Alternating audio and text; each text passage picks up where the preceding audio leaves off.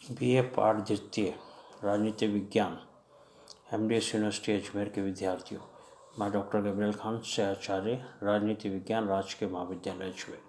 हमारा जो विषय था वो था संविधान की प्रस्तावना।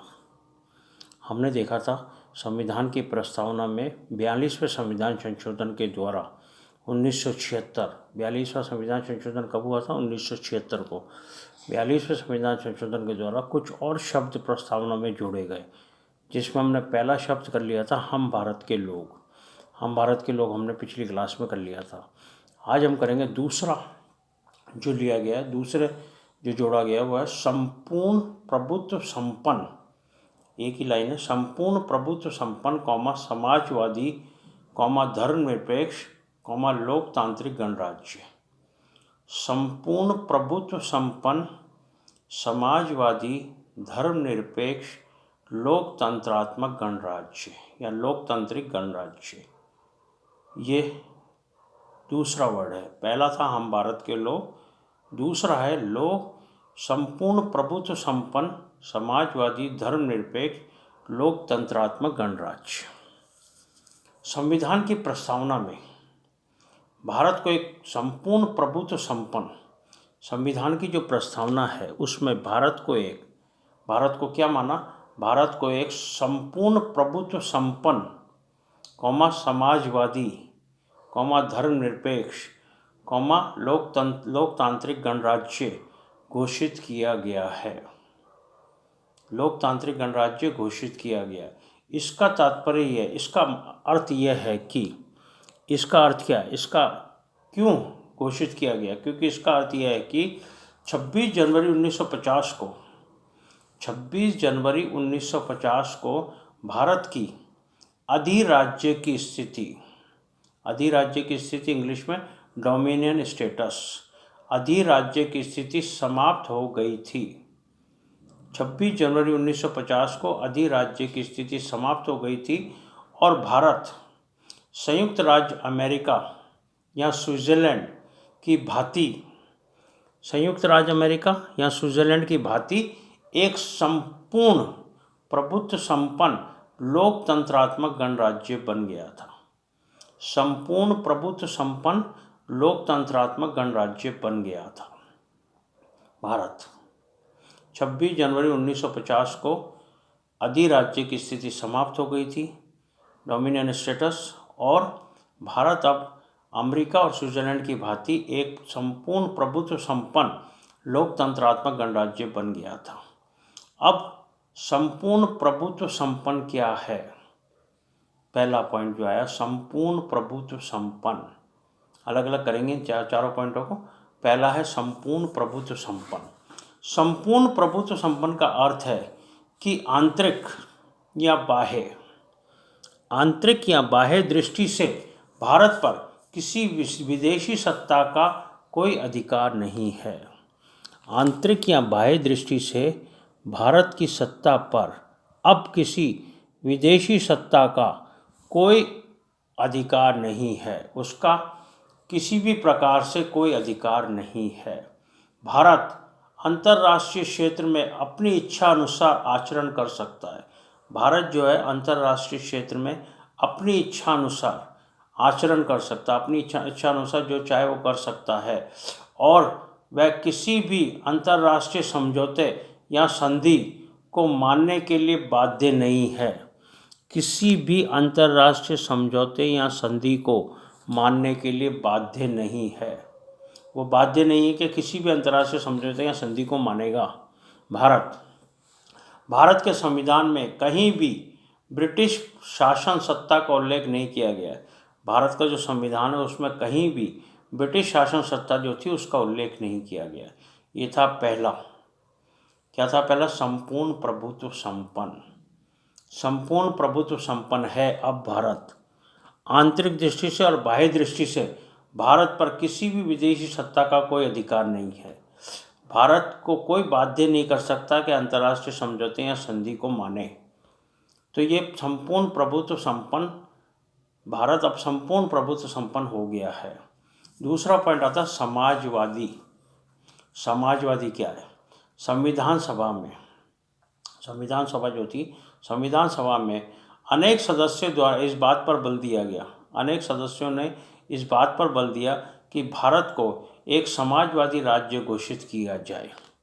अनेक सदस्यों ने बल दिया कि भारत को एक समाजवादी राज्य घोषित किया जाए, समाजवादी राज्य बनाया जाए।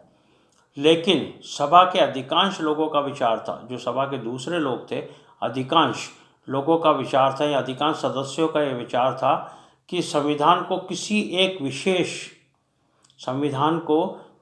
एक विशेष दर्शन के साथ जोड़कर, यदि किसी एक विशेष दर्शन के साथ जोड़ दिया गया संविधान, जोड़कर उसे विवाद का विषय नहीं बनाना चाहिए। यदि अधिकांश सदस्यों जो थे उनका ये मत था, उनका ये विचार था कि यदि संविधान को किसी एक विशेष दर्शन के साथ जोड़ दिया गया तो ये विवाद का विषय बन जाएगा, इसलिए इसे नहीं जोड़ना चाहिए। तो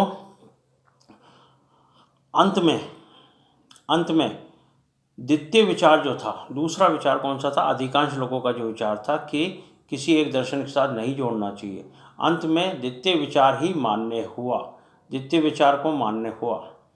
परंतु फिर भी भारत राज्य के लिए समाजवाद शब्द का उल्लेख किया गया, समाजवाद शब्द को भारत में लिया गया। ये था दूसरा पॉइंट। तीसरा पॉइंट आता है धर्मनिरपेक्ष। धर्मनिरपेक्ष क्या है? भारतीय संविधान द्वारा भारत को एक धर्मनिरपेक्ष राज्य की स्थिति प्रदान की गई।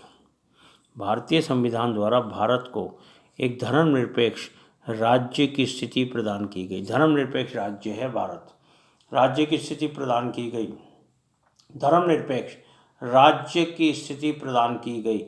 लेकिन 1976 के पूर्व तक, 1976 से पहले, लेकिन 1976 से पूर्व तक धर्मनिरपेक्ष शब्द को प्रस्तावना में स्थान नहीं दिया गया था। 1976 से पहले ये जो धर्मनिरपेक्ष शब्द था, इसको प्रस्तावना में स्थान नहीं दिया गया था। बहुत इम्पोर्टेंट है। 1976 में धर्मनिरपेक्ष शब्द प्रस्तावना में जोड़ा गया। 42वां संविधान संशोधन 1976 में धर्मनिरपेक्ष को प्रस्तावना में स्थान दिया गया और अब इसे प्रस्तावना में रखा गया था, इसे प्रस्तावना में ले लिया गया। प्रस्तावना में धर्मनिरपेक्ष शब्द का उल्लेख से धर्मनिरपेक्षता को और बल मिला। जब धर्मनिरपेक्ष शब्द का उल्लेख किया तो धर्मनिरपेक्षता को और बल मिला। भारत एक धर्मनिरपेक्ष देश है, भारत एक धर्मनिरपेक्ष देश है। तो धर्मनिरपेक्ष जो शब्द था ये 1976, 42वें संविधान 1976 में संविधान में जोड़ा गया, संविधान में जोड़ा गया। चौथा आता है लोकतंत्रात्मक गणराज्य, लोकतांत्रिक गणराज्य, लोकतंत्रात्मक गणराज्य या लोकतांत्रिक गणराज्य। भारत एक लोकतंत्रात्मक राज्य है। ये तो आप सब जानते हैं कि भारत क्या है, एक लोकतंत्रात्मक गणराज्य है। अर्थात भारत में राज्य सत्ता का प्रयोग लोकतंत्रात्मक गणराज्य कैसे हुआ? क्योंकि भारत में जो राज्य सत्ता है उसका प्रयोग जनता के द्वारा किया जाता है, उसका प्रयोग जनता करती है, जनता के द्वारा किया जाता है। लेकिन भारतीय जनता अपनी इस राज्य सत्ता का प्रयोग, भारतीय जनता जो है अपनी इस राज्य सत्ता का प्रयोग प्रत्यक्ष रूप से नहीं करती है, प्रत्यक्ष रूप से नहीं वरन अप्रत्यक्ष रूप से अपने प्रतिनिधियों के माध्यम से करती है। प्रत्यक्ष रूप से नहीं करती परंतु अप्रत्यक्ष रूप से अपने प्रतिनिधियों के माध्यम से करती है। लोकतंत्रात्मक गणराज्य क्या हुआ? लोकतंत्रात्मक गणराज्य का मतलब भारतीय जनता जो है वो अपने राज सत्ता का प्रयोग करती है, भारतीय जनता के द्वारा राज सत्ता का प्रयोग किया जाता है। परंतु भारतीय जनता जो है इसे प्रत्यक्ष रूप में प्रयोग नहीं करती है, अप्रत्यक्ष रूप में अपने प्रतिनिधियों के माध्यम से इसका प्रयोग करती है। ये था लोकतंत्रात्मक गणराज्य।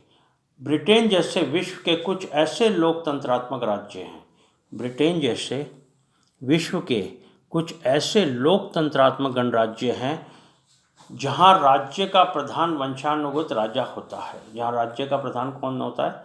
वंशानुगत राजा होता है। लेकिन भारत एक लोकतंत्रात्मक राज्य होने के साथ साथ एक गणराज्य भी है।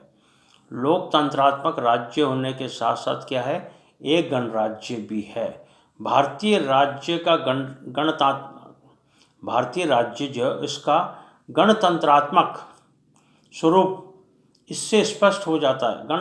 गणतंत्रात्मक जो स्वरूप है वो इससे स्पष्ट हो जाता है। किससे, आगे बता रहे हैं, इससे स्पष्ट हो जाता है कि भारत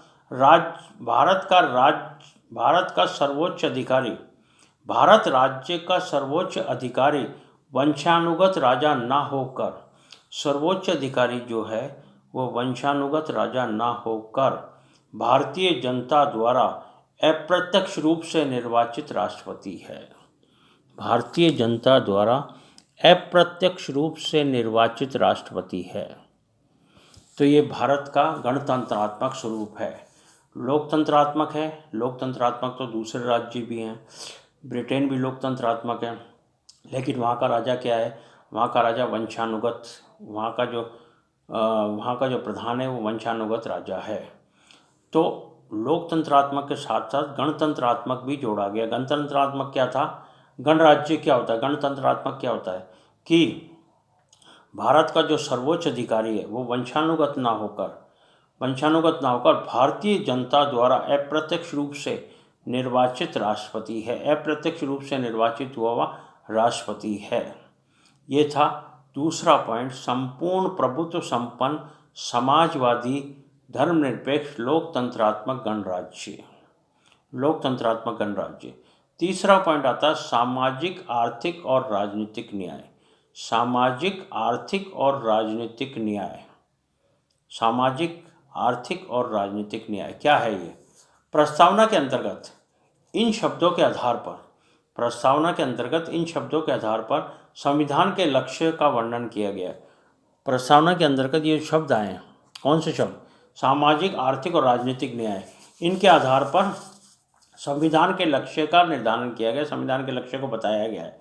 यदि हमारे संविधान के द्वारा प्रतिनिधि शासन को अपनाया गया, हमारे संविधान के द्वारा क्या अपनाया गया? प्रतिनिधि शासन को अपनाया गया, जो व्यवहार के अंतर्गत बहुमत वर्ग का शासन होता है। व्यवहार में क्या होता है? बहुमत वर्ग का शासन होता है। लेकिन हमारे संविधान का लक्ष्य अपने सभी नागरिकों के लिए, हमारे संविधान का लक्ष्य क्या है?